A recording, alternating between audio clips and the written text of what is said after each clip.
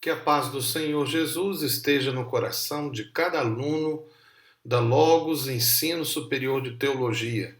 Aqui é o professor Marco Faleiro.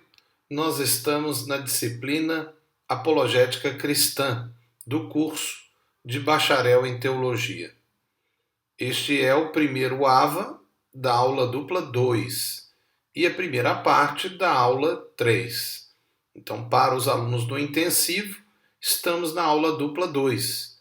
E para os alunos do modular, estamos já na aula 3. Nesta aula dupla, vamos tratar do assunto os 5 métodos da apologética baseados no livro de Stephen B. Cowan, o livro que chama 5 visões sobre a apologética.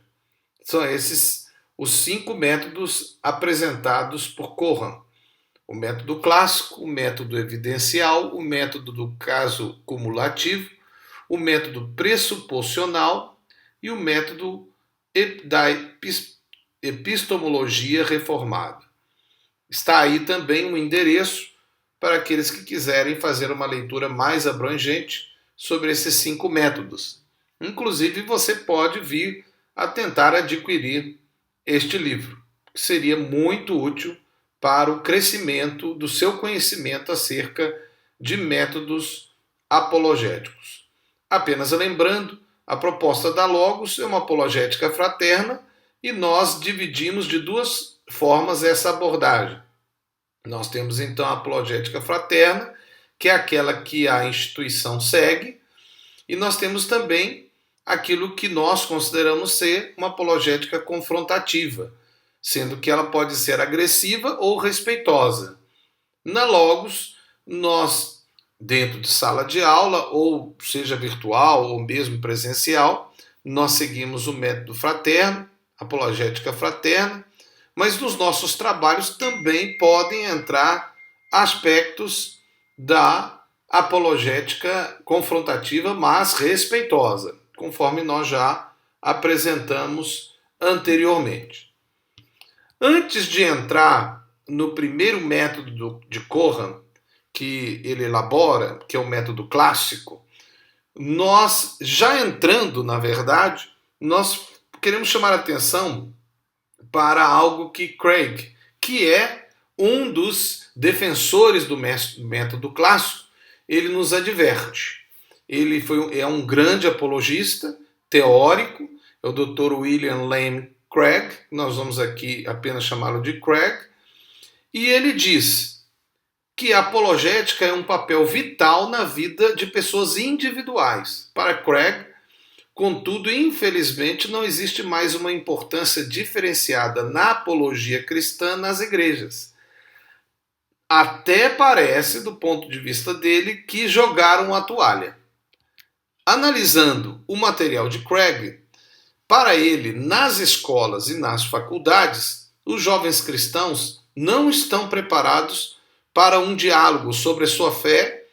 Eles estão sendo influenciados em um novo contexto de religiosidade e de um liberalismo religioso.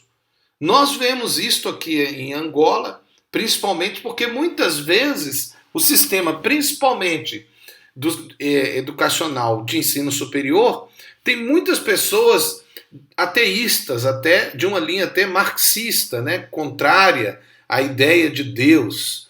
Então, os nossos jovens têm que estar preparados. Né? Eu, que sou brasileiro, por exemplo, posso dar o exemplo no Brasil de muitos cristãos conhecidos por mim que entraram na faculdade crentes e saíram descrentes. Saíram não mais acreditando em Deus. Por quê? Porque a igreja não os preparou para rebater, para defender, mesmo que seja para si mesmo. Agora veja o que Craig continua a dizer. Precisamos ensinar os nossos filhos para uma guerra, comenta Craig.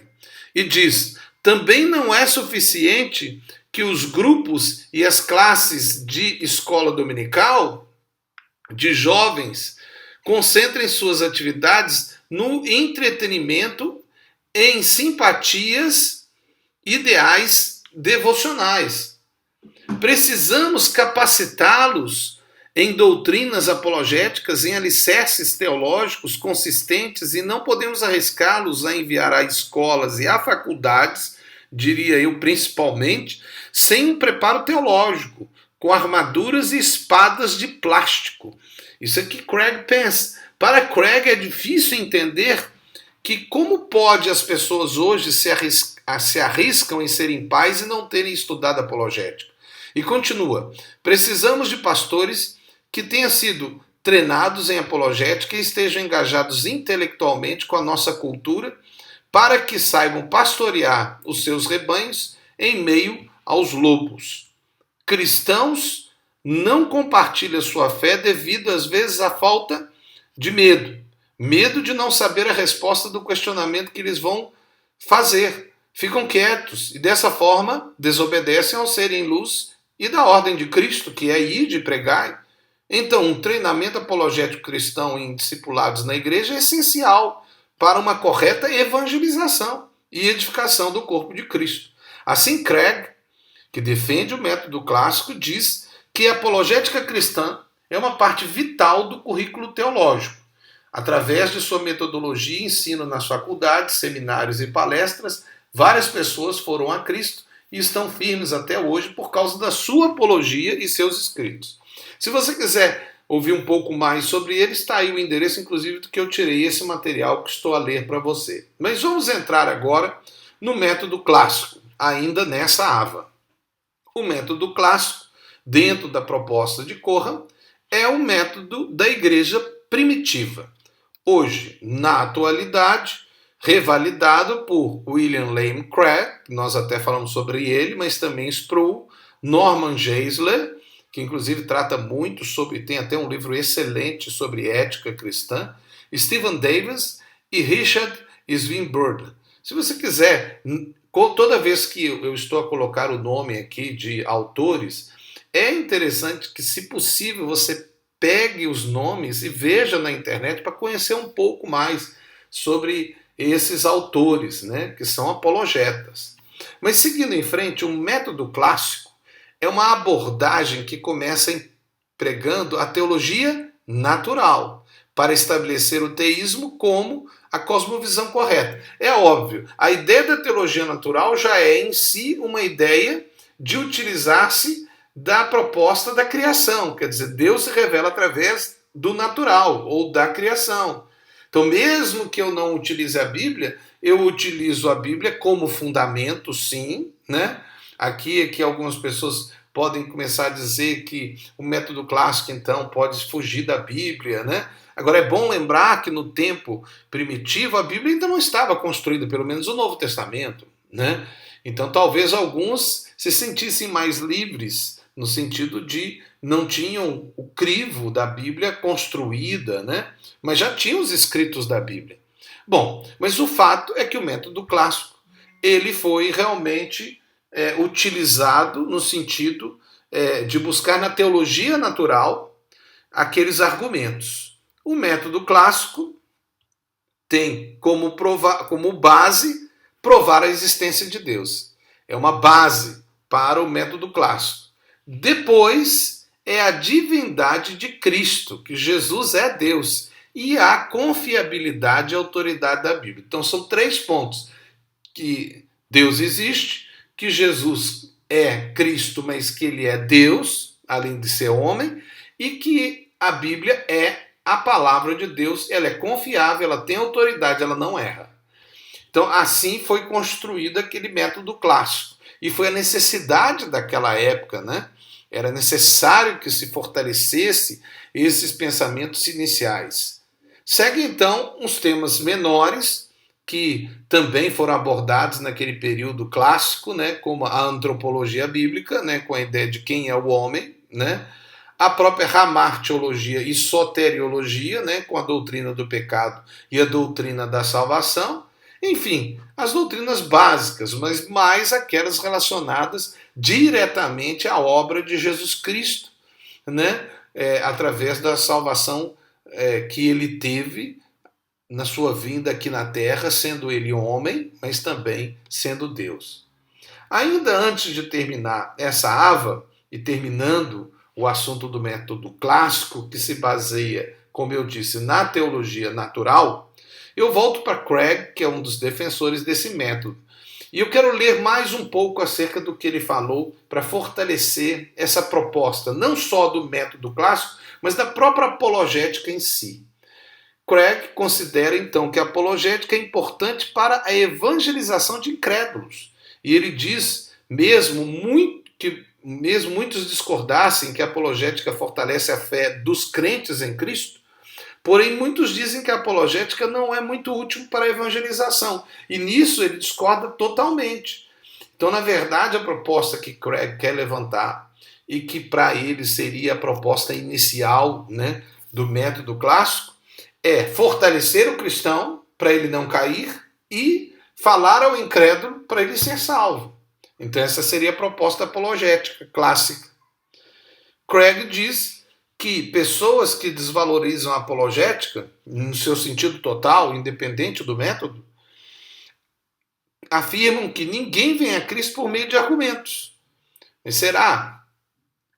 Não será que todo mundo vem por causa de argumentos? Sim, argumentos que quem tem que convencer é o Espírito Santo, porque aquele que convence é o Espírito Santo. O Espírito Santo, conforme a Bíblia diz, convence o homem do pecado, da justiça e do juízo.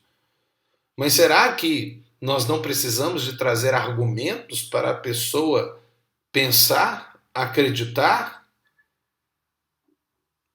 Vamos seguir Craig aqui. Essa atitude de desprezo para com o papel da apologética certamente não é uma perspectiva bíblica. Isso conforme Craig, e eu concordo com ele nisso. É claro, sou professor de apologética cristã.